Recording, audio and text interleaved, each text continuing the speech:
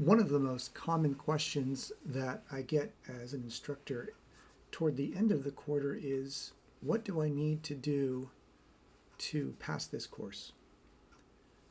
Well, because we are using a mastery-based grading system, your grade is based on whether or not you show mastery on the course learning outcomes.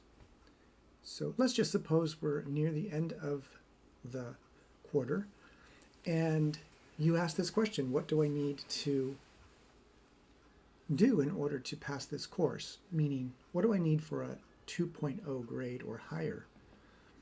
Let's just assume that I've gone in or you have gone in and you've placed a check in every single place where you have earned a 3 or higher on a quiz, on a learning mastery check, or on a writing mastery check. This particular spreadsheet is going to tell you where you are. You also will need to enter in your homework percentage as of this date, what your current engagement percentage is as of this date. And you can get these two numbers from the WAMAP gradebook, and you can check the WAMAP gradebook for all of these scores as well. Again, anything that's a 3 or higher, you can check the box that corresponds to that assignment. I would leave the final mastery check at 75 for now, but make sure your homework is current and your engagement percentage is current on this spreadsheet. If you put all the data in accurately, the spreadsheet is going to tell you what your base grade would be and what your estimated course grade would be as of now. So as of now, the base grade, which is sort of the starting point for your grade, is at a 1.0, and because you're getting a small adjustment upwards for an engagement percentage that's higher than 75, you get a small bump in the grade. But of course, what you want to do, and what you're interested in, is how to get to a passing grade of a 2. Well, it tells you right here, to raise your base grade to a 2, you need to show mastery on one more quiz. So any of these that you have not yet finished, and you need to show mastery on 2 more learning mastery checks or writing mastery checks. So here you could potentially go back and, if you have tokens available, ask for an additional attempt on, let's say, a writing mastery check where you don't have mastery yet, or maybe a learning mastery check where you didn't get a 3 or higher. Or you could make sure that of the remaining learning mastery checks or writing mastery checks, you get at least 2 more of those. So you're going to need 1 more check in the quiz area, 2 more checks in the mastery check area, and then it also says you will also have to keep your homework at or above 75% in order to get a 2.0.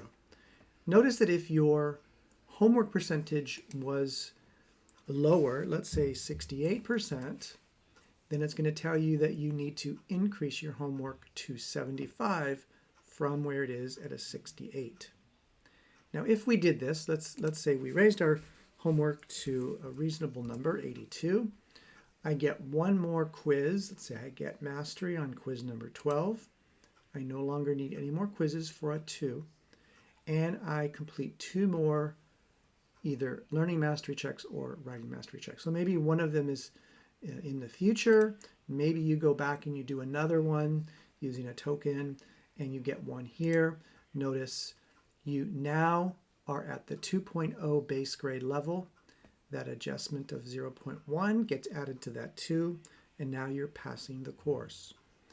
Not only that, but what you're going to notice is that once you do reach the new base grade, it's going to now tell you what you need to do to get a 3 for your base grade. And you'll see it requires 3 more mastery checks, and it requires your homework to go up to 85 from 82. So that's the answer to your question. How do you pass the grade? How do you pass the class? You pass the class with a 2 or whatever grade you want by meeting the conditions for the base grades. And then that base grade might be adjusted based on either your engagement through the quarter or your final mastery check, which is like your final exam. As long as your final exam is 75 or higher, you're not going to see your grade go down. However, if you did really well, let's say you could get like a 98 on the final exam, then notice that your adjustment for the final mastery check will be 0.4, and that'll be added to your base grade. On the other hand, if you do not as well on the final and don't prepare for it, and let's say you get below a 75, you may see your adjustment due to that lower grade lower your grade from that base grade. So it is important that 75 is what you need to plan for and prepare for the final mastery check, the final exam, and you've got to make sure everything else in place. But generally, first start by focusing on this base grade. Look at what it tells you you need to do to get to the next level up, and then start paying attention to adjustments, making sure that your final exam and your engagement numbers are 75 or higher to make sure that your base grade is not decreased.